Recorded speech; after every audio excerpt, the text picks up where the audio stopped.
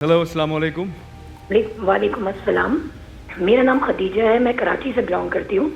मेरा सवाल ये है कि शादी में जब लड़की वाले अपनी बेटी को रुखसत कर रहे होते हैं तो वो लड़की को कुरान के साए में रुखसत कर रहे होते हैं, तो क्या इसकी कोई फजीलत है या ये करना ज़रूरी है?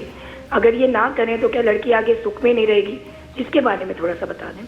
फजल सुभान साहब, कुरान के साए में रुखसत करना बच्ची को।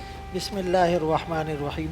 देखिए, बुनियादी तौर पर तो इन्नमल आमालु बिन्नियात, अमल का दारो मदार नीयत पर होता है, लेकिन कुछ चीज़ें जिसको हम उर्फ़ कहते हैं या तामुल नास कहते हैं वो रिवाज बन जाती हैं और गैर इबादत को लोग इबादत समझने लग जाते हैं।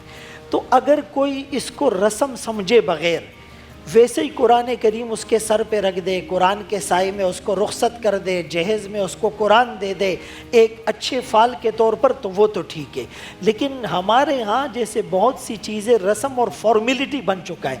मैं एक छोटी सी मिसाल देता हूँ कि एक साहब जो है वो हॉस्पिटल में वेटिंग एरिया में कुरान पढ़ रहे थे, तो एक छोटा बच्चा उनके पास आया और कहने लगा, अंकल आपके किसी अजीज़ का इंतकाल हो गया है? उसने कहा किसी का इंतकाल नहीं हुआ।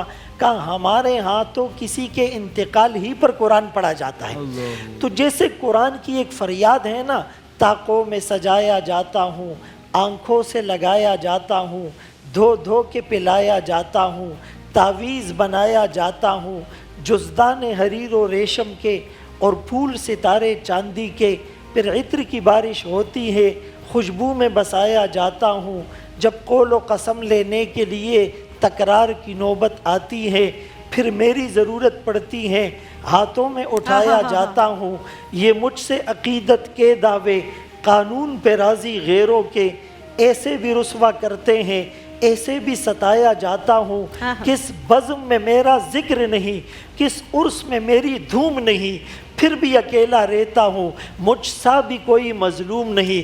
उस कुरान से पहले टीवी वीसीआर भी जहेज़ में चला गया, उसमें नाजायज़ रस्में मेहंदी मायू की हिंदुआना रस्में भी हो गई।